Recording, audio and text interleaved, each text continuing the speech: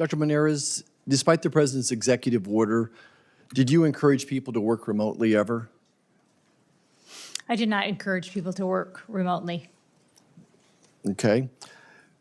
There were allegations that you took some of the political appointees and you basically took them out of your orbit, out of your office area. Did you reassign office location, desk location for the political appointees? So I do want to go back to your first question.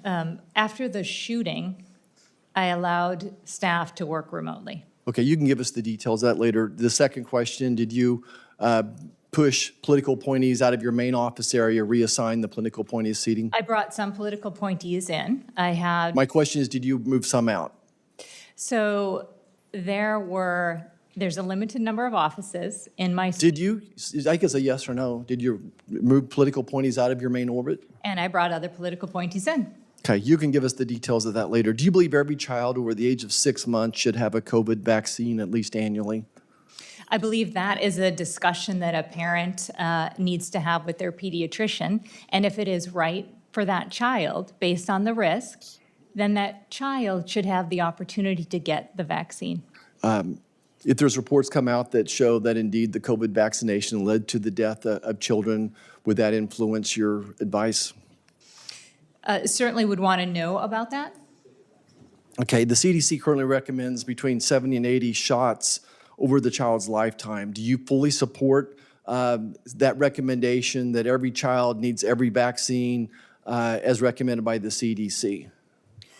The data associated with those recommendations has been validated and vetted. That is the current schedule. So you agree that you support every child needs every vaccine that's on the CDC recommendations, all 70 to 80 jabs?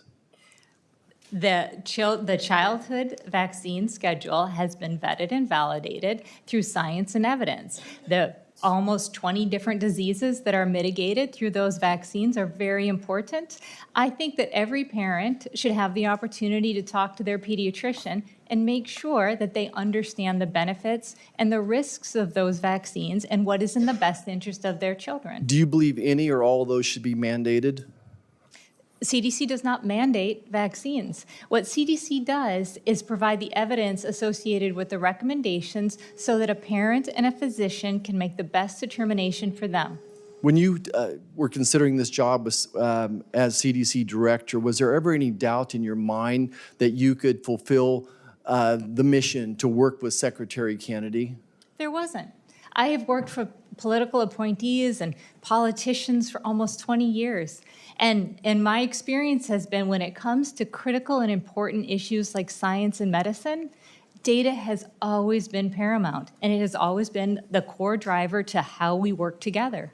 Would you agree with me, though, at this point in time, that you're not the right person for this job, that your belief system, thinking that every child needs every vaccine, which is what your CDC does. Every child needs every vaccine, all 70 to 80 of them, is certainly a different mindset than Secretary Kennedy's. And that if the university president, I think a great sports analogy, I hate to do this, but the university president and the athletic director decide you're not the right coach for this team, then it's probably time to say goodbye and we need a new coach. Would you agree that certainly you're going in a different direction philosophically than Secretary Kennedy is? So I will stand behind scientific integrity with every decision I ever make. If I am put in a position of having to say, I will cede scientific integrity to retain my job, then I am not the right person for the position.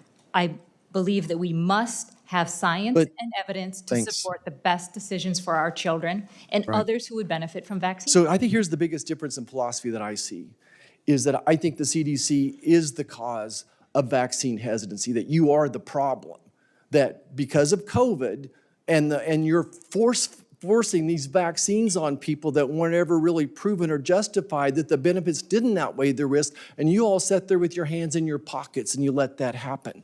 And then you let this hepatitis vaccine be at 1 day of age, be forced upon everybody.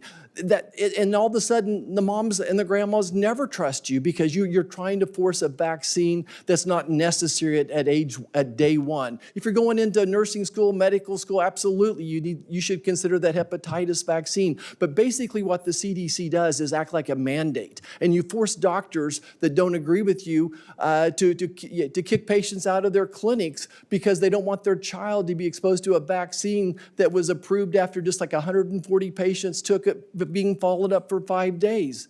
It just makes no sense to me that every person needs every vaccine. But regardless, some of the vaccines have done incredible work. They are a miracle. They've done a great job. The basic vaccines that we got in the 60s and 70s, polio, MMR, DTaP, those seem to be great vaccines that have told the test of time. But your attitude here that every person needs every vaccine is completely contrary to Secretary Kennedy's philosophy and the mission of the president. Thank you.